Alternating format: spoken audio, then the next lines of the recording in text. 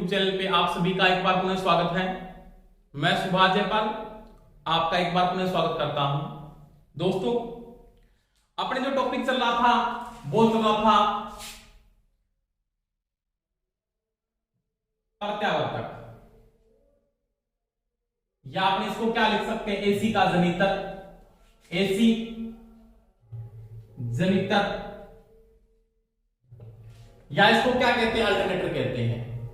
एक सभी दोस्तों मैं आपको बताना चाहता हूं कि सभी बच्चे नियमित क्लास को जरूर अटेंड करें। प्रत्येक टॉपिक मैं कॉन्सेप्ट से आपका कंप्लीट कर रहा हूं और कोई समस्या भी नहीं आनी चाहिए।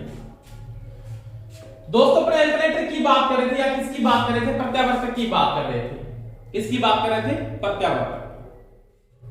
मैंने कहा अल्टरनेटर क्या है, किस प्रकार से काम करता है, इसका प्रिंसिपल क्या है, उसके अपने क्या की थी, बात की थी, यानी इसका प्रिंसिपल क्या था, और इसके अपने भाग के बारे में पढ़ रहे थे, मुख्य भाग पढ़ रहे थे, यानी मुख्य पार्ट पढ़ रहे थे। और पार्ट्स में अपने रोटर ऑसिलेटर के बारे में पढ़ लिया था। आज अपने जो पढ़ेंगे वो पढ़ेंगे एक्साइटर। किसके बारे में दोस्तों बात करूंगा? एक्साइटर, यानी किसके बारे में बात करेंगे? उत्तेजक। उत्तेजक इंग्लिश में क्या बोलते हैं? एक्साइटर। क्या कहते हैं? एक्साइटर। अब पहली बात है, एक्साइटर होता क्या है, उत्तेजक है क्या? उत्तेजक में सप्लाई कौन सी होती है? दो तीन बातों का ध्यान रख लेना है। तो एक्साइटर क्या है, पहली बात मैं यहां पे अगर नोट करूं तो एक्साइटर क्या है? प्रत्यावर्तक, यानी जो अल्टरनेटर आप यूज कर रहे हो, क्या कर रहे हो दोस्तों? अल्टरनेटर को जो आप यूज कर रहे हो, प्रत्यावर्तक की फील्ड वाइंडिंग, यानी क्षेत्र कुंडलन, फील्ड वाइंडिंग को उत्तेजित डीसी सप्लाई से करता है। यानी जो आपने फील्ड वाइंडिंग यूज की थी, जैसे मैंने फील्ड वाइंडिंग को यूज किया, जैसे मेरे पास कोई भी अल्टरनेटर है, अल्टरनेटर की जो फील्ड वाइंडिंग है या उसका जो क्षेत्र कुंडलन है, उसकी फील्ड वाइंडिंग को एक्साइट करना पड़ेगा। और एक्साइट करने के लिए अपने क्या करेंगे? उसको डीसी सप्लाई प्रदान करनी पड़ेगी। यानी प्रत्यावर्तक की फील्ड वाइंडिंग को उत्तेजित डीसी सप्लाई से करता है। कौन करता है? तो करता है एक्साइटर। समझ में आ गई दोस्तों मेरी बात? अब ये जो एक्साइटर होता है ना, एक्साइटर, इसकी 2 नंबर में बात करूं कंडीशन की, तो एक्साइटर के रूप में क्या काम आता है? तो एक्साइटर के रूप में डीसी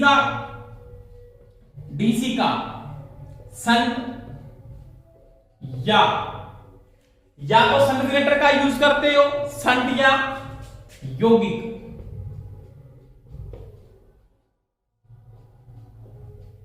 जनित्र का उपयोग किया जाता है। ये चीज का ध्यान रख लेना, 2 नंबर बात मेरी। कोई समस्या नहीं होनी चाहिए। 3 नंबर में अगर बात करूं यहां पे, तो एक्साइटर के अंदर डीसी सप्लाई की लगभग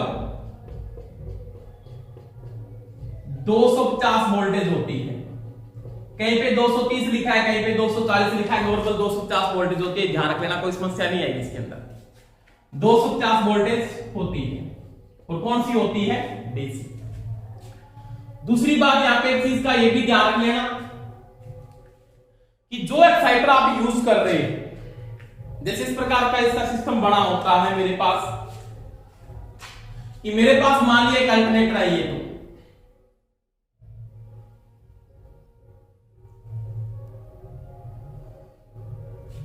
समझ में आ गई दोस्तों मेरी बात?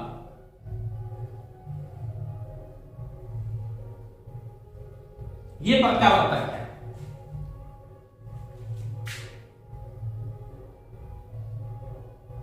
ये इसका स्टेटर है। इस भाग के ऊपर आपने किसको स्थापित कर दिया? स्टेटर को स्थापित कर दिया।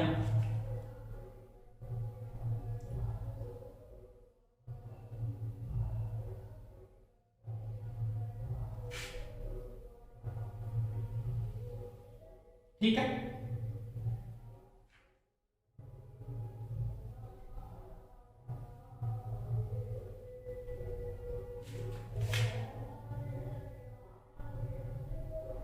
ये आपका अल्टरनेटर है। समझ में आ गई दोस्तों मेरी बात। अब क्या कर रहा हूं मैं, यहां पे मेरे पास ये आर्मेचर वाइंडिंग, इसके अंदर मैंने फील्ड की वाइंडिंग डाल रखी है।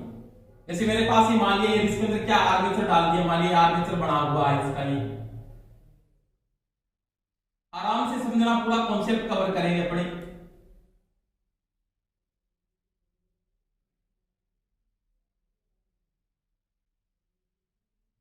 ये आपका आर्मेचर है मान लिया, और यहां पे मैंने क्या डाल रखी है, फील्ड वाइंडिंग। आर्मेचर वाइंडिंग है तो आर्मेचर अगर होगा तो इसमें कौन सी वाइंडिंग होगी, फिर स्टेटर की वाइंडिंग होगी। रोटर है मान लीजिए, रोटर में यूज कर रहा हूं, ये घूमता हुआ फील्ड प्रकार का है, ये रोटर है मान लीजिए। तो रोटर के अंदर मैंने क्या डाल दिया, यहाँ पे फील्ड वाइंडिंग डाल दी है। ये फील्ड वाइंडिंग है इसमें। समझ में आई दोस्तों मेरी बात। जिनको मैंने क्या किया, यहाँ पे दो स्लिप रिंग का यूज किया।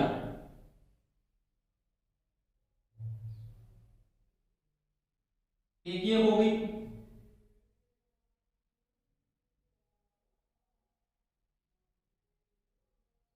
एक ये हो गई, और यहां पे मैंने लगा दिया दोस्तों प्राइम मूवर।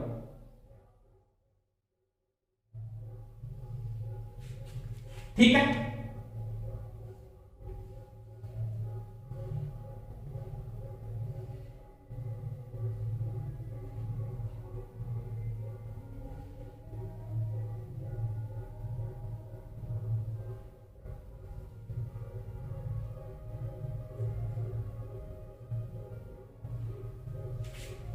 तो ये तो है प्राइम मूवर।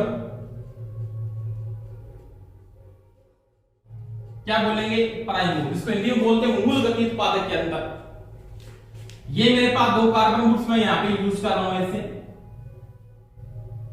ठीक है, और इन दोनों का जो कनेक्शन मैंने किया है, ये कॉन्टेक्ट है, दोनों के दोनों जो कॉन्टेक्ट है मैंने किसके साथ जोड़ दिया, स्लिप रिंग के साथ। यहां पे मैंने कॉन्टेक्ट कर रखा है इसका,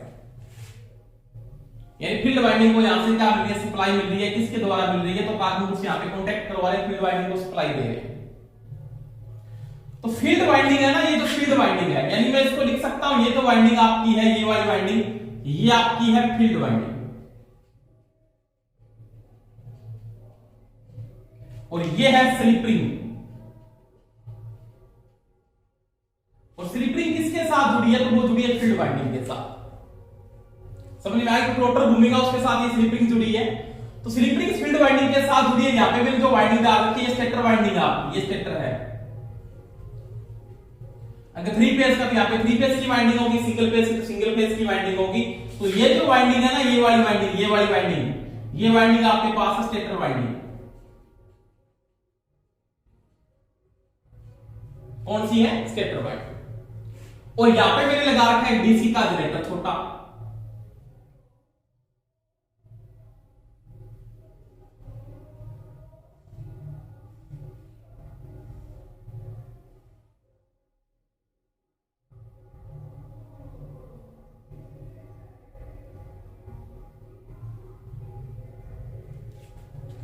ठीक है, और यहां पे मेरे पास ये क्या है, इसका कम्यूटेटर है मान लीजिए।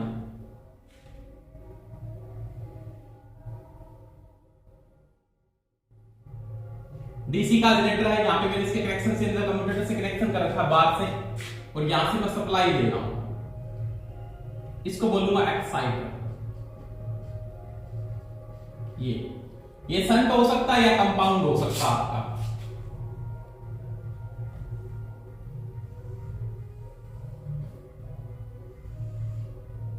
ये कनेक्शन इसके साथ कर दिया मैंने।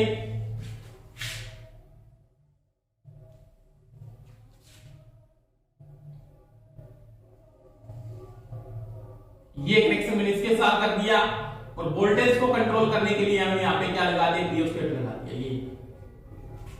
ठीक है, समझ में आ गई दोस्तों मेरी बात। ये आपके पास मान लिया चाहे तो शंट होगा, या क्या होगा, यौगिक जनरेटर होगा। या तो शंट होगा या क्या होगा, यौगिक जनरेटर होगा। अब देखो क्या हो रहा है, ये जो प्राइम मूवर घूमता है, क्या घूमता है कि जब आपका प्राइम मूवर गति करता है, कि जैसे आपका प्राइम मूवर रोटेशन पे आएगा, तो जैसे ये प्राइम मूवर घूमता है, तो ये आपका जनरेटर भी इसकी शाफ्ट के ऊपर, इनकी शाफ्ट एक ही है, एक ही शाफ्ट पे लगी है सारे के सारे। जैसे ये रोटेट होगा, तो प्राइम मूवर घूमेगा तो आपको पता है ये क्या, दो डीसी का जनरेटर भी घूमेगा, ये क्या करेगा, डीसी पैदा करेगा, स्लिप रिंग के द्वारा क्या मिलेगी, रोटर की फील्ड वाइंडिंग को मिलेगी। ये रोटर पे कौन सी वाइंडिंग डाल रखी है आपने, रोटर पे फील्ड वाइंडिंग है, और स्टेटर पे कौन सी वाइंडिंग है, स्टेटर वाइंडिंग है। इसको आप स्टेटर पे कौन सी वाइंडिंग करके, मैंने बताया भी आपको कौन सी करते हैं, आर्मेचर वाइंडिंग करते हैं। तो जैसे ये डिस्प्लाई इसमें जाएगी, फील्ड का फ्लक्स इसको काटेगा, तो यहाँ पे कौन सी धारा पैदा हो जाएगी, एसी। अगर ये 3 फेज का तो आपके पास यहाँ पे आएगी 3 फेज बार, अगर ये सिंगल फेज का तो आपके पास आएगी सिंगल फेज बार, जो टर्मिनल वेग से सीधी बाहर निकल जाती है। और मैंने आपको ये भी बात बताई है क्या, अगर आपकी स्टेटर घूमता है या आपकी क्या घूमता है, स्टेटर घूम रहा है, उस समय अगर स्टेटर में ऐसी सप्लाई है, स्टेटर में आर्मेचर वाइंडिंग डाल रखी है, तो आपको पता है 2 ही स्लिप रिंगों की आवश्यकता होगी, जो किसके लिए काम आएगी, जो रोटर वाइंडिंग के अंदर या रोटर के अंदर जो आपने फील्ड वाइंडिंग स्थापित कर रखी है उसको क्या करेगी, एक्साइट करेगी। समझ में आ गई दोस्तों मेरी बात। अब ये वोल्टेज को कंट्रोल करने के लिए, एक्साइटेशन धारा कम या अधिक करने के लिए आप रियोस्टेट के मान को कम या अधिक करते हो, यानी उत्तेजित धारा को नियंत्रित करने के लिए यहां पे लिख सकते हो आप, उत्तेजित धारा को नियंत्रित करने के लिए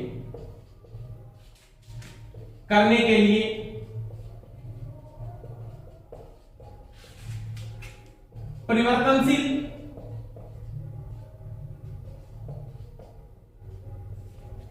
मान के प्रतिरोध का उपयोग किया जाता है, मान के प्रतिरोध का उपयोग करते हैं।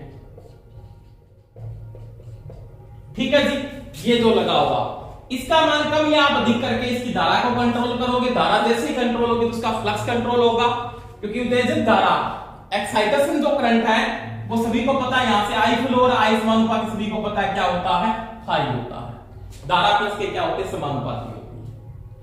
अब देखो, अगर ये प्राइम मूवर 1500 आरपीएम पे घूमता है, इसकी शाफ्ट की जो गति है, यहां पे इसकी शाफ्ट की गति अगर 1500 आरपीएम, मतलब अल्टरनेटरी गति 1500 आरपीएम, एक्साइटर की गति कितनी होगी, 1500 आरपीएम होगी। तो ध्यान रखना दोस्तों, यहां पे मैं लिख सकता हूं उत्तेजक की गति प्राइम मूवर या प्रत्यावर्तक के समान होती है। ये भी चीज दिमाग में सेट कर लेना, दोनों की स्पीड आपको पूछ सकता है एक्साइटर की गति किसके समान होती है, चाहे तो वो अल्टरनेटर बोल दे, चाहे क्या बोल दे, प्राइम मूवर बोल दे, दोनों की गति के क्या होती है, बराबर होती है, क्योंकि ये जो यांत्रिक ऊर्जा दे रहा है ना, वो एक्साइटर को भी मिल रही है, उसको मिल रही है, अल्टरनेटर को भी मिल रही है। परंतु यहां पे किसका उपयोग हो रहा है, ब्रुश का उपयोग हो रहा है, क्योंकि स्लिप रिंग के साथ भी ब्रुश लगा हुआ है, इसके अंदर क्या लगा होगा, यहां पे कम्यूटेटर लगा होगा, तो कम्यूटेटर के साथ भी क्या लगा होगा, ब्रुश लगा होगा। तो ये जो एक्साइटर है ना, ये कहलाता है ब्रुश सहित उत्तेजक। ये चीज का ध्यान रखना, क्योंकि इसके साथ किसका उपयोग होता है, ब्रुश लगे होते हैं, यानी जो ब्रुश आप यूज कर रहे हो वो यहां पे भी यूज होते हैं, यहां पे भी यूज होते हैं, क्योंकि इसके अंदर क्या लगा होगा, यहां पे कम्यूटेटर लगा होगा, और कम्यूटेटर में क्या लगेंगे, ब्रुश लगेंगे। सिंपल बात, अगर मैं बाहर की बात करूं, यहां पे आपका जो कम्यूटेटर बना होता है, ये कम्यूटेटर मान लिया ऐसे, ये जो कम्यूटेटर बना हुआ है, इसके साथ यहां पे जो मैंने ये कॉन्टेक्ट कर रखा है, जैसे इसको ऐसे जोड़ दिया, मान लिया ये कम्यूटेटर को मैंने बाहर निकाल के दिखा दिया, ऐसे कम्यूटेटर मान लिया, इसको पूरा बना देता हूं, देखो आराम से, कोई समस्या नहीं आनी चाहिए आपको।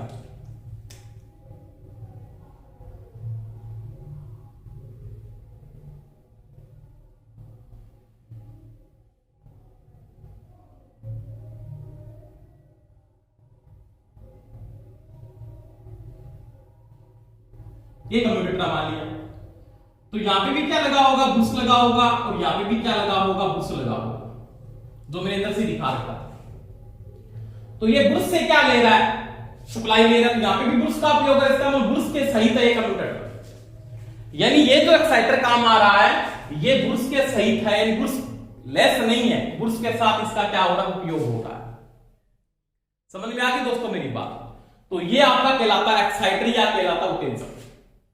इसके बाद देखो, इसके बाद एक और आता है एक्साइटर, दूसरा ब्रुशलेस या ब्रुश रहित एक्साइटर, उसकी बात करते हैं। वो देखना आराम से, बहुत इंपॉर्टेंट कॉन्सेप्ट है भाई, बिल्कुल समझेंगे, डीपली समझा रहा हूं, बिल्कुल टॉपिक को खोल के समझा रहा हूं। अगर टॉपिक सभी के समझ में सभी थम्स अप जरूर किया करो, लाइक जरूर किया करो क्लास को। और दोस्तों एक मैं सभी को बात बता रहा हूं कि सभी क्लास रेगुलर अटेंड जरूर किया करो, नोट्स बनाओ।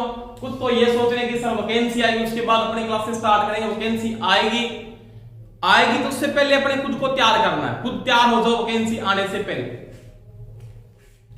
अगर मैं ये कॉन्सेप्ट आपको पूरे करवा रहा हूं इस प्रकार से, अगर साथ साथ में आप रोटेट करें तो आपके पास से 5 पोस्टें या ऐसे 10 पोस्टें हैं, आप लोग जॉब लगोगे, मेरी गारंटी है। जो बच्चे साथ साथ में क्लास बना रहे हैं, नोट्स बना रहे हैं और क्लास को अटेंड कर रहे हैं सही ढंग से और सही ढंग से अगर पढ़ रहे हैं तो उनको कोई रोकने वाला नहीं है, ये मेरी गारंटी आपसे। समझ में आ गई ना? अब देखो इसमें 2 नंबर एक साइट और आता है, ब्रुश रहित उत्तेजक, इसको इंग्लिश में क्या बोलते हैं? ब्रुशलेस बोलते हैं, ब्रुशलेस एक्साइटर। समझ में आ गई दोस्तों मेरी बात? यानी इसके अंदर ब्रुश का उपयोग नहीं, जिसका मतलब स्लिपरिंग और कम्यूटेटर दोनों का उपयोग नहीं होता। पहली बात तो यहां पे ये है, ये न तो किसका उपयोग होता है, इसका उपयोग नहीं होता। तो यहां पे न तो किसका उपयोग होता है, कम्यूटेटर का उपयोग होता है, न स्लिपरिंग का उपयोग होता है। स्लिपरिंग और कम्यूटेटर नहीं लगे तो ही ब्रुश नहीं लगेंगे, ये तो आपको पता है दोस्तों। तो मैं यहां पे क्या कहना चाहता हूं कि ब्रुश रहित जो उत्तेजक होगा या ब्रुशलेस जो एक्साइटर होगा, उसमें पहली बात है न तो स्लिपरिंग लगी होगी, न क्या लगा होगा, कम्यूटेटर लगा होगा। ये चीज का ध्यान रखें, तभी ब्रुशलेस बोलते हैं इसको। इसके अंदर क्या सिस्टम है? पहली बात है यहां पे 2 परमानेंट मैग्नेट लगे ऐसे स्थायी चुंबक, एक तो माने एन पोल है, यहां पे कौन सा पोल है? एस पोल है। ये इसका क्या है? आर्मेचर है, ये आर्मेचर है, ये इसकी शाफ्ट है, ठीक है। अब देखो आर्मेचर में जो धारा पैदा हो रही है वो एसी पैदा होती है, क्या पैदा होती है? एसी। और मैंने यहां पे क्या लगा रखा है? कम्यूटेटर लगा रखा है इस बात पे, ये कम्यूटेटर आपका क्या है? कम्यूटेटर।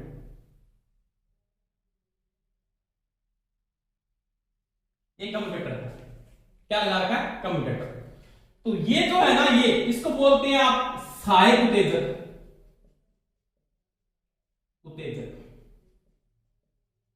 या इसको बोल सकते हो पायलट एक्साइटर।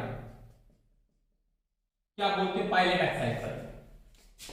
इसके आगे देखो, इसके आगे क्या सिस्टम है? यहां से जो आपके पास एसी पैदा हो रही है ना, एसी पैदा हो रही है यहां से, ये किसके अंदर जा रही है? Field winding.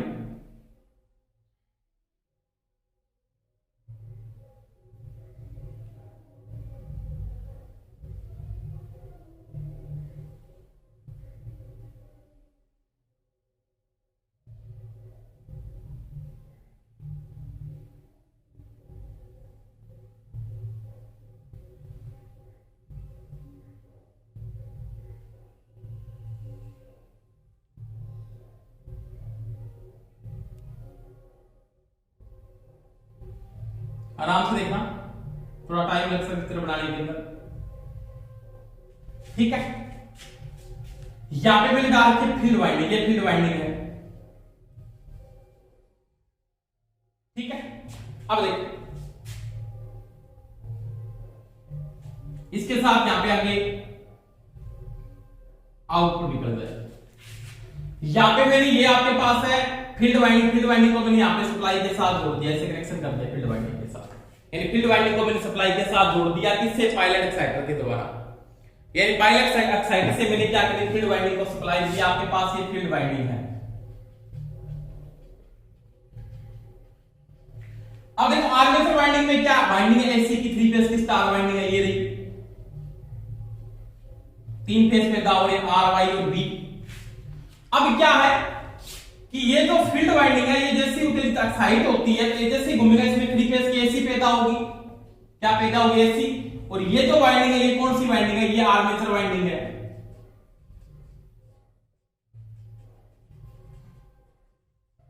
कौन सी है? Armature winding. अब देखो ये एसी पैदा हुई, एसी पैदा होती है, इसको मैं डीसी में कन्वर्ट करूंगा और डीसी में कन्वर्ट करने के लिए मैं 3 फेज का जो रेक्टिफिकेशन करता हूं कितने डायोड की आवश्यकता होती है? 6। यानी 3 फेज का रेक्टिफिकेशन दूंगा क्योंकि मेरे को हाई वोल्टेज की डीसी वहां पे देनी है मान लिया, तो मैं यहां पे 6 डायोडों को लगाता हूं ऐसे 1 2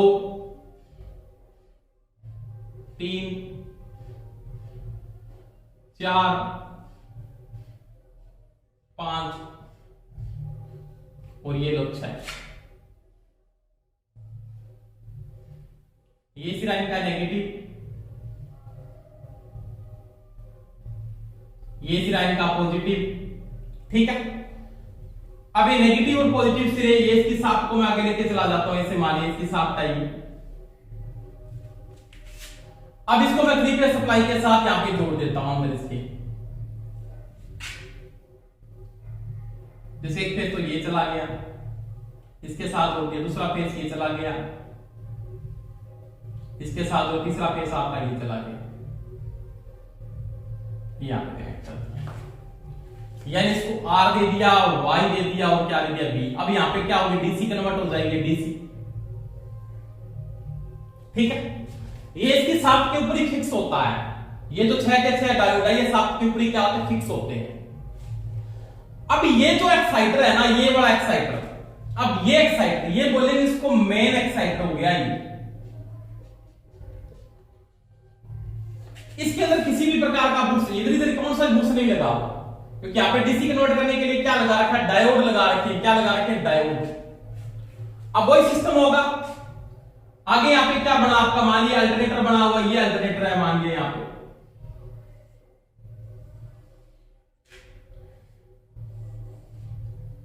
ठीक है, ये अल्टरनेटर है और ये मान लिया अल्टरनेटर की कौन सी है? Field winding. यहां पे आप सॉरी आपने कौन सी वाइंडिंग डाल रखी है? स्टेटर की वाइंडिंग डाल रखी है।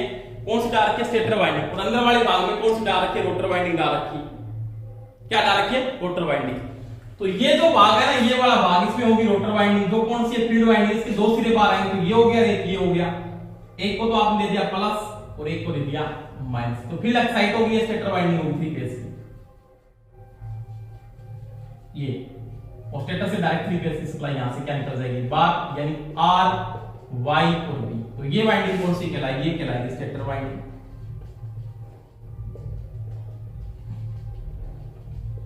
तो ये आपका अल्टरनेटर है। ये क्या है? प्रत्यावर्तक या अल्टरनेटर, इसको बोल सकते हैं प्रत्यावर्तक।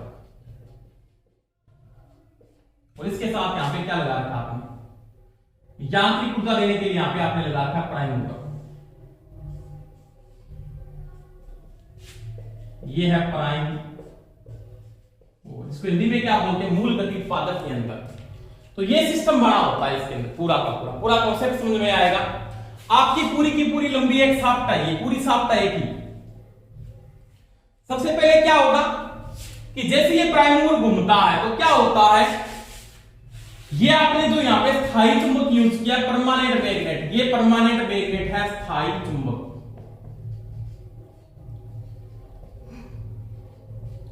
इसका फ्लक्स जैसे ये काटेगा तो आर्मेचर में कौन सी धारा पैदा होगी? एसी। जैसे एसी पैदा होगी तो ये क्या लगा है? कम्यूटेटर। कम्यूटेटर एसी को किसमें चेंज करेगा? डीसी में, यानी अधिक परिवर्तक है। एसी को किसमें कन्वर्ट करेगा? डीसी में। तो फील्ड वाइंडिंग डीसी से क्या होगी? एक्साइट हो जाएगी। जैसे ये एक्साइट होगी फील्ड वाइंडिंग तो यहां पे क्या होगी? 3 फेज की एसी पैदा, 3 फेज की मैंने वाइंडिंग डाल रखी है, इसमें एसी पैदा हो जाएगी। अब इसी को एसी को डीसी में कन्वर्ट करने के लिए मैंने 6 डायोड इसकी शाफ्ट के ऊपर फिक्स कर रखे हैं। ये जो आपकी शाफ्ट है, ये जो शाफ्ट आप यूज कर रहे हो, ये वाली जो शाफ्ट आप यूज कर रहे हो, ये वाली एक ही है, सारी सभी की ऐसे जाता है। इसकी शाफ्ट के ऊपर 6 के 6 डायोड मैं साथ में फिक्स कर लेता हूं, पहले से फिक्स होता है सिस्टम में। अब ये 3 फेज की एसी किस में कन्वर्ट होगी? डीसी में। कौन कन्वर्ट करेगा? ये 3 फेज की एसी को डीसी में कन्वर्ट करेंगे। कौन करेंगे? डायोड, जो आपने ये लगा रखी। अब ये डीसी किस में आएगी? रोटर वाइंडिंग में। रोटर में कौन सी वाइंडिंग है? रोटर में यहां पे कौन सी वाइंडिंग है? फील्ड वाइंडिंग है। और फील्ड वाइंडिंग क्या होगी? एक्साइट होगी। एक्साइट फील्ड वाइंडिंग जैसे ही घूमती है तो क्या करेगा? स्टेटस का प्लस काटेगा और इसमें क्या पैदा हो जाएगी? एसी। अगर ये 3 फेज का, इसमें 3 फेज में यूज होती है और 3 फेज में आप इस सप्लाई को डायरेक्ट क्या निकाल लोगे? बाहर निकाल लोगे। तो ये होता है दोस्तों बुश रहित उत्तेजक। यानी आपका ये तो एक्साइटर है, वो मेन एक्साइटर है, और ये क्या है? पाइल्ड एक्साइटर है, या क्या है? साइड एक्साइटर है। तो ये सिस्टम बना होता है किसके अंदर? ब्रुसलेस के अंदर। आपको पूछ सकता है ब्रुसलेस एक्साइटर के अंदर 2 एक्साइटर काम आते हैं। कौन कौन से? एक तो सहायक एक्साइटर काम आता है, एक आता है मेन एक्साइटर का। पायलट एक्साइटर और मेन एक्साइटर या मुख्य एक्साइटर। पायलट एक्साइटर का क्या काम होता है? इसमें फील्ड के रूप में स्थायी चुंबक काम आता है। इसमें सिंगल फेज की एसी पैदा होती है, सिंगल फेज सप्लाई पैदा होती है, जो कम्यूटेटर एसी को किसमें कन्वर्ट करता है? डीसी में, क्योंकि आर्मेचर वाइंडिंग में एसी पैदा होगी ना। एक प्रकार का डीसी का जनरेटर ही है ये एक प्रकार का क्या? डीसी जनरेटर है, स्थायी चुंबक प्रकार का। कौन सा मैंने करवाया? स्थायी चुंबक प्रकार का, वो ही है। तो स्थायी चुंबक प्रकार का डीसी जनरेटर, इसमें एसी पैदा हुई, कंप्यूटर ने क्या किया? उसको डीसी में कन्वर्ट किया। अब ये डीसी सप्लाई किसमें जाएगी? मेन एक्साइटर की फील्ड वाइंडिंग में जाएगी। उसके आर्मेचर के अंदर मैंने 3 फेज की एसी वाइंडिंग डाल रखी है। अब 3 फेज की जैसे एसी पैदा होगी तो यहाँ पे मैंने 6 डायोड लगा रखे हैं। वो डायोड क्या करेंगे? एसी को डीसी में कन्वर्ट करेंगे। अब ये डीसी वाइंडिंग रोटर की फील्ड वाइंडिंग को सप्लाई देंगे, और रोटर की फील्ड वाइंडिंग को देश सप्लाई मिलेगी डायरेक्ट, क्योंकि साथ में घूमती है डायोड, देश सप्लाई मिलेगी। अब फील्ड वाइंडिंग क्या करेगी? फ्लक्स बढ़ाएगी, स्टेटर वाइंडिंग काटेगी, 3 फेज की एसी पैदा होगी तो डायरेक्ट क्या करेंगे? बाहर निकालेंगे। तो ये होता दोस्तों बुश रहित उत्तेजक, या होता ब्रुसलेस एक्साइटर। समझ में आ रही होगी बात मेरे ख्याल से। या कोई समस्या है तो कमेंट करके मेरे को आप बता भी सकते हैं। ठीक है दोस्तों, तो ये मैंने आज बात की, किसकी बात की? एक्साइटर की बात की, या किसकी बात की? आपने उत्तेजक की बात की। किसकी बात की? उत्तेजक। इसके बाद अगर मैं बात करूं तो इसके बाद टॉपिक पढ़ेंगे, वो देखो आराम से साथ साथ में बढ़िया चित्र नोट करके देखना, बना के देखना, कोई समस्या नहीं आएगी। बारीकी से समझोगे और बारीकी से मैंने आपको समझाया भी है। थोड़ा सा डीपली जरूर है, परंतु क्वेश्चन इसके आते हैं, ये गारंटी है मेरी, ये थोड़ा ध्यान रख लेना।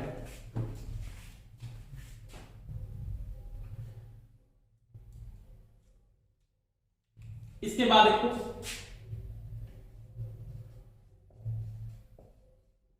प्रत्यावर्तक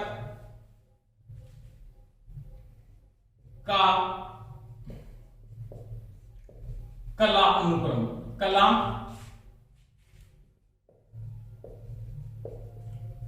अनुक्रम, इसकी बात करते हैं। फेज क्रम क्या होता है? पहली बात होगी। अब देखो दोस्तों कि जो धारा आपके पास एसी पैदा हो रही है, क्या पैदा हो रही है? एसी। जैसे आपने नॉर्मल सी बात की, आपके पास जैसे मेरे पास ये फील्ड की वाइंडिंग है, मान लिया यहां पे,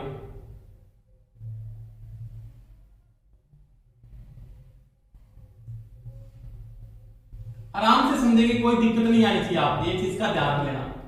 और जिसके भी अगर समझ में नहीं आ रहा तो वो मेरे को कमेंट करके बता सकते हो कि सर हमारी ये चीज समझ में नहीं आ रही। ठीक है, ये मेरे पास मान लिया फील्ड की वाइंडिंग है यहां पे ऐसे। ठीक है, इसके दो सिरे बाहर आएंगे और यहां पे मैं इसको डीसी सप्लाई के साथ जोड़ का प्लस और माइनस। इसके बीच में ये मेरे पास मान लिया आर्मेचर है। क्या आर्मेचर? इसमें मेरी वाइंडिंग डाल रखी है ऐसे।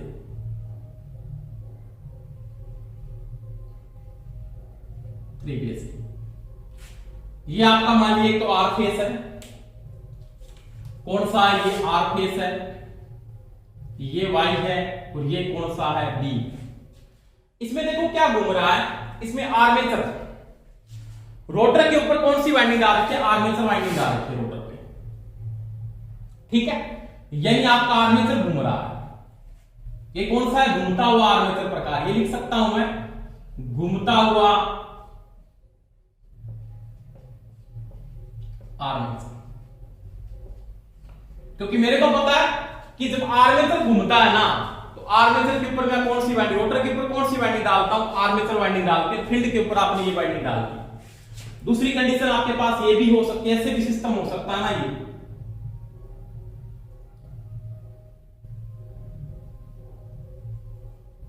जैसे ये आपके पास फील्ड वाइंडिंग है, मान लिया 3 फेज की वाइंडिंग आपने ऐसे कर दी, एक फेज ये बना लिया, एक आपने ये बना लिया, एक आपने ये बना लिया, और यहां पे आपने फील्ड की वाइंडिंग डाल दी रोटर के अंदर, दूसरी बात ले ली, इसको बोलेंगे रोटर। तो ये हो जाएगी फील्ड वाइंडिंग।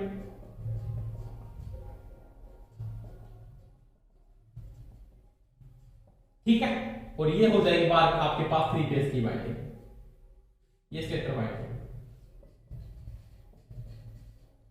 अब स्टेटर के ऊपर कौन सी वाइंडिंग डाल रखी है मैंने, आर्मेचर वाइंडिंग डाल दी। कौन सी डाल दी, आर्मेचर वाइंडिंग। तो यहां पे क्या घूमता है, यहां पे आपका क्या घूमता है, आपकी फील्ड घूमती है, स्टेटर घूमता है, ऐसे बोलते हैं स्टेटर घूमता और स्टेटर प्रकार का अल्टरनेटर है ये, और यहाँ पे घूमता हुआ आर्मेचर प्रकार का, यहाँ पे आर्मेचर घूम रहा है, यहाँ पे स्टेटर घूमता है। जैसे घूमता है यहाँ पे क्या, रोटर घूमता है, रोटर की फील्ड घूमती है, फ्लक्स स्टार्टिंग से इसमें क्या पैदा होगी, एसी पैदा होगी। तो यहाँ पे सप्लाई कौन सी दे दूंगा, यहाँ पे तो मैं दे दूंगा डीसी, इसको प्लस और माइनस के डीसी दे दूंगा रोटर को, और यहाँ पे आप 3 फेज की एसी बात करोगे कनेक्शन के द्वारा। कोई समस्या नहीं, ये 2 प्रकार से मेरा पूरा कॉन्सेप्ट मैंने आपको कंप्लीट करवाया है। अब देखो, अब यहाँ पे जो 3 फेज पैदा हो रही है, इसके अंदर 3 फेज की सप्लाई पैदा हो रही है,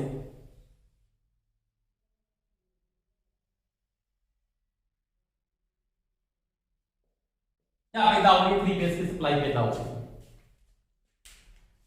आर फेज, वाई फेज और बी फेज के अंदर इसके नियम से माइकल फैराडे का नियम लागू होता है कि इसका टू होता है BLB sine theta, BLB sine theta. समझ में आ गई दोस्तों मेरी बात।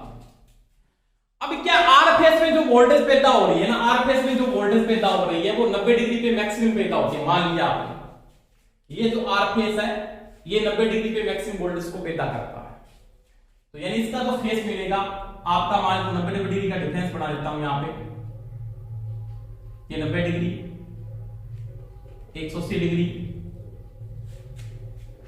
270 डिग्री, 360 डिग्री, ये सिस्टम बना हुआ।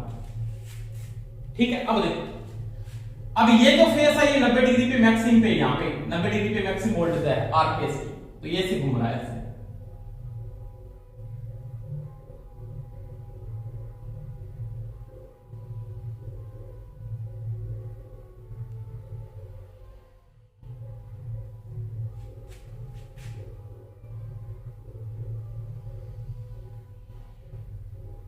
ठीक है, तो ये जो फेस है ना मेरा, ये कौन सा फेस है, आर फेस है।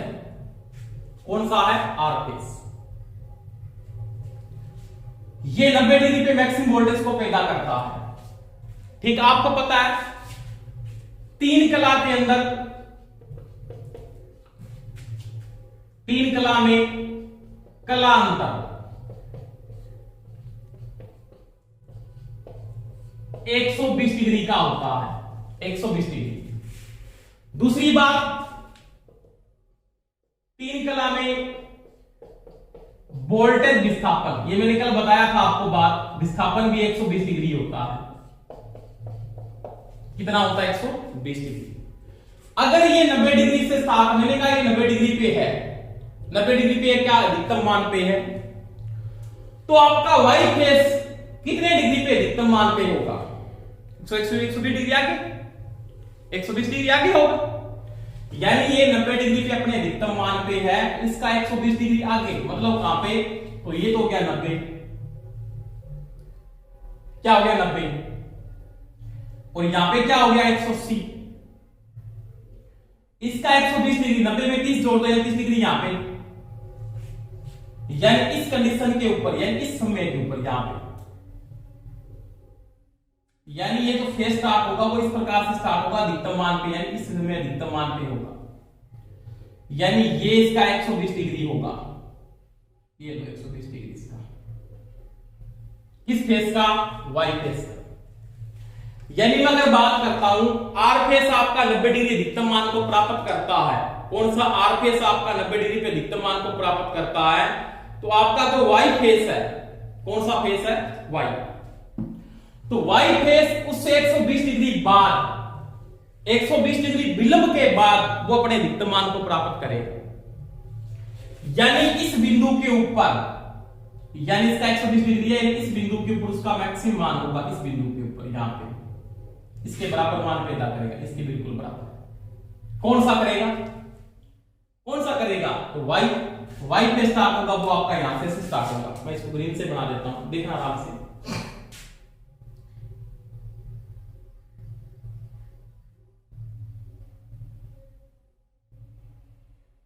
ठीक है,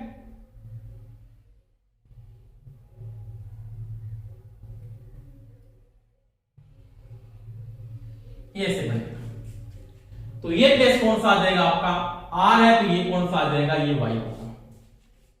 ये 120 डिग्री पे इसका 120 डिग्री आती। दोबारा से रिपीट कर रहा हूं, आराम से देखना दोस्तों, थोड़ा डीपली है पर समझ में जरूर आएगा आपके, आराम से समझोगे टॉपिक तो, नहीं तो समझ में नहीं आने वाला। देखो आराम से, मैंने कहा थ्री फेस का जो फेज डिफरेंस होता है वो 120 डिग्री होता है।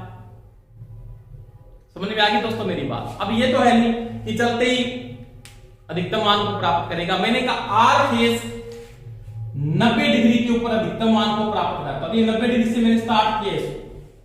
जैसे मैं अगर बात करता हूं, आर फेस आपका ये है, ऐसे ये आर है, तो ये 90 डिग्री के ऊपर, ये 90 डिग्री पे अधिकतम मान को प्राप्त करता है, शिखर मान को, उच्चतम वैल्यू। आर फेस 90 डिग्री पे अधिकतम मान को प्राप्त कर लिया। अब देखो, जब आर फेस 90 डिग्री पे है तो वाई कितना होगा, तो वाई उससे क्या होगा, 120 डिग्री विलंब से चलेगा। विलंब का मतलब पिछड़ के चलेगा। ये 120 डिग्री के बाद या विलंब से, यानी वाई फेस 120 डिग्री विलंब से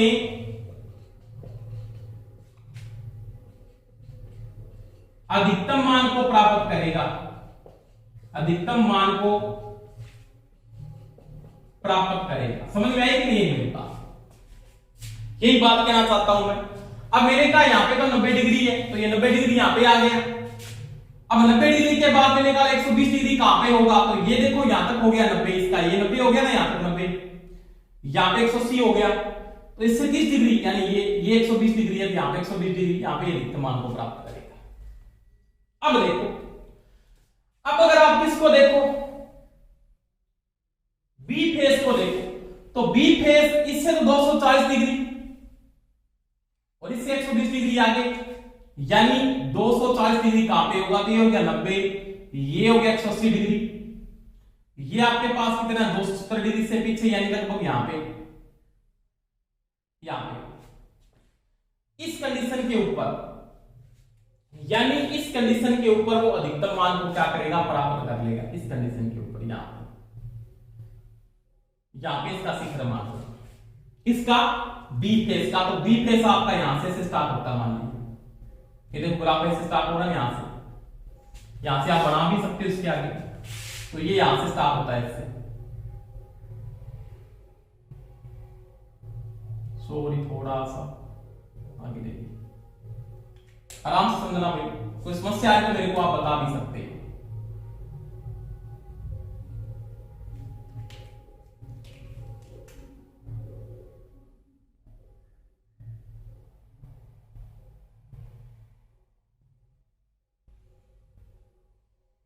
ये तो ये कौन सा फेस होगा, तो ये होगा आपके पास इसका बी फेस,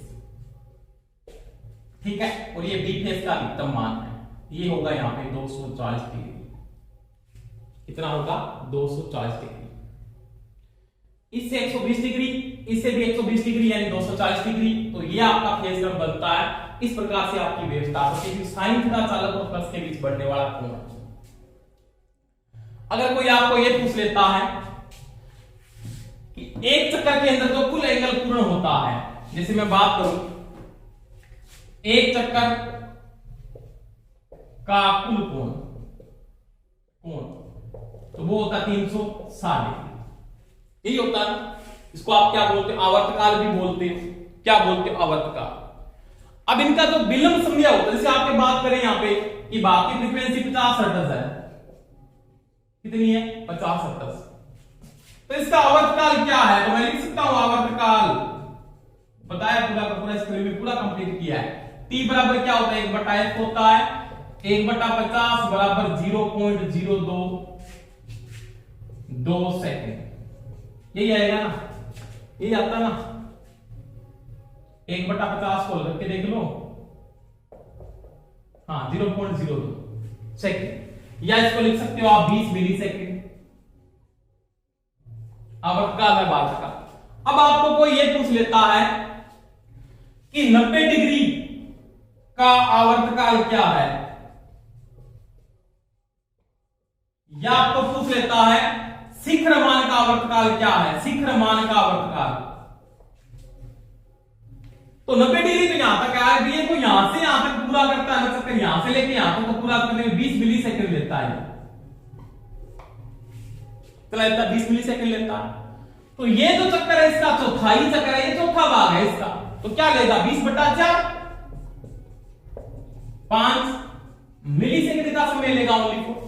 तो इस शिखर मान पे पहुंचने के लिए 5 मिली सेकंड का समय लेता है। अब यहां पे प्रश्न एक और बनता है कि प्रत्येक फेज का जो विलंब समय है, क्या है, विलंब समय। जैसे मैं बोलूं आर फेज 1/4 चक्कर पर शिखर मान पर है, शिखर मान पर 1/4, 1/4 पे है कहीं, बिल्कुल है। तो इससे ये कितना विलंब के बाद शिखर मान पे पहुंचेगा, विलंब के बाद। तो इसका जो विलंब समय होगा ना, वाई फेज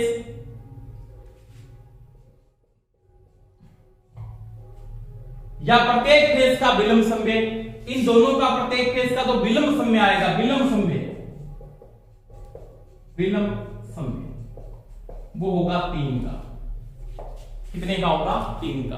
कैसे, यानी ये 1/4 पे पहुंच जाता है, इससे 120 डिग्री बाद, ये 90 डिग्री को इससे 120 डिग्री बाद ये पहुंचेगा। 120 डिग्री बाद का मतलब होता है 3, 1/3, क्योंकि 360 बटा 120 तो कितना आ जाएगा, 4 3 12 3, तो विलंब समय आएगा 3 का। कितने का आएगा, 3 का। यानी प्रत्येक फेज का जो विलंब समय होगा वो कितने का होगा, वो 3 का होगा। कितने का होगा, 3 का। तो हमेशा ही ध्यान रखना, 1/4 पे पहुंचता है, इसका विलंब समय इसके साथ जोड़ के लिख दो। इसका तो फेज वाई फेज पहुंचेगा शिखर मान पे, तो विलंब समय इसके साथ जोड़ के लिख दो। बी फेज जो इसका मान आएगा, इसका मान आएगा, वाई का आएगा, उसके साथ उसका मान जोड़ के लिख दो। समझ में आ गया, इनका वो विलंब समय कहलाएगा। यानी ये क्या होगा, 1/4 प्लस 3, ये आएगा 1/4 प्लस 3 प्लस फिर 3, इसको करके जाएंगे। इस प्रकार से विलंब समय का मतलब ये इससे लेट पहुंचेगा। जैसे मैं सिंपल बात करता हूं, विलंब समय का मतलब होता है कि 3 आदमी लाइन में खड़े होंगे, ये 3 आदमी है, ये लाइन में खड़े होंगे, ये रेड है, ये ग्रीन है, और ये क्या है, ब्लैक है। अब ये ऐसे चल रहे हैं आगे, आगे वैसे रेड ही चलेगा, तो इधर मुड़ जाओ तो इधर मुड़ जाओ, पहले कौन पहुंचेगा, रेड पहुंचेगा। उसके 3 विलंब समय से, 3 विलंब समय से कौन पहुंचेगा, तो वाई पहुंचेगा। वाई के 3 विलंब समय से कौन पहुंचेगा, तो बी पहुंचेगा। तो ये इसका ये फेज सीक्वेंस मैंने समझाया, शिखर मान का किस प्रकार से पहुंचता है, ये क्वेश्चन को पूछ सकता है। तो समय विलंब समय का जो मान होता है वो 3 का होता है, वो मैंने पूरा कॉन्सेप्ट आपको कंप्लीट किया है। वो 3 का क्यों आता है, क्योंकि 360 बटा 120 फेज डिफरेंस कितने का, 120 का, कुल एंगल 360 का होता है 3 फेज के अंदर। तो विलंब समय कितने का आता है, 3 का। आर के बाद वाई, वाई के बाद बी। समझ में आ गई दोस्तों मेरी बात। तो ये मैंने बताया प्रत्यावर्तन में कलानुक्रम या फेज क्रम की मैंने बात, ठीक है। अब देखो, अब एक कैलकुलेटर में जो फेज क्रम है, फेज क्रम क्या है, तो कोई भी प्रत्यावर्तक का जो फेज है वो अधिकतम वोल्टेज पे पहुंचना, क्रम से अधिकतम वोल्टेज पे पहुंचना, उसका क्या कहलाता है, फेज क्रम। और फेज सीक्वेंस क्या है? क्रम से पहुंचना, यानी आर के बाद वाई, वाई के बाद बी, ऐसे पहुंचेंगे।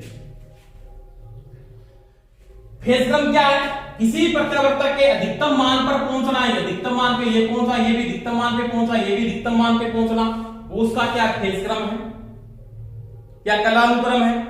किसी भी प्रत्यावर्तक के अधिकतम मान पे पहुंचना, फेज का अधिकतम मान पे पहुंचना है, शिखर मान पे पहुंचना प्रत्येक फेज के, वो उसका क्या कालानुक्रम या फेज क्रम है। फेज सीक्वेंस क्या है? उसी क्रम से पहुंचेंगे वो, ऐसे नहीं कि बाद में आगे पीछे हो जाए, उसी क्रम से पहुंचेंगे। आर आ गया तो वो आगे रहेगा, ऐसे नहीं कि बाद में पीछे आ जाए, पीछे नहीं आएगा, आर आगे चलेगा हमेशा। आर के पीछे कौन सा? वाई, तो वाई उसके पीछे रहेगा, और वाई के पीछे कौन है? बी, तो बी सबसे पीछे रहेगा। ये दिमाग में सेट कर लेना। तो कालानुक्रम क्या है बताना? 3 फेज के अंदर या 3 फेज के प्रत्यावर्तक के अंदर प्रत्येक फेज की वोल्टेज का अधिकतम मान पे पहुंचना, उसका क्या कहलाता है? फेज क्रम या कालानुक्रम कहलाता है। फेज सीक्वेंस क्या है? तो क्रम से पहुंचना, आर पहले पहुंचेगा, उसके बाद वाई पहुंचेगा, उसके बाद क्या पहुंचेगा? बी, उसी सीक्वेंस में वो चलेंगे हमेशा, वो उसका क्या कहलाता है? फेज सीक्वेंस कहलाता है। समझ में आ गई दोस्तों? आज के लिए इतना ही, पूरा कॉन्सेप्ट मैंने कंप्लीट किया। ढंग से समझना ये टॉपिक, बहुत थोड़ा सा टफ लगेगा आपको, परंतु पर्सन जरूर आते हैं। बहुत डीपली मैंने समझाया, कोई नहीं बताएगा आपको, ये बातें ध्यान रख लेना, ये मेरी बात। ठीक है दोस्तों, क्लास अच्छी लगती है सभी थम्स अप जरूर किया करो और क्लास को शेयर भी किया करो। धन्यवाद सभी को, बेस्ट ऑफ लक, जय।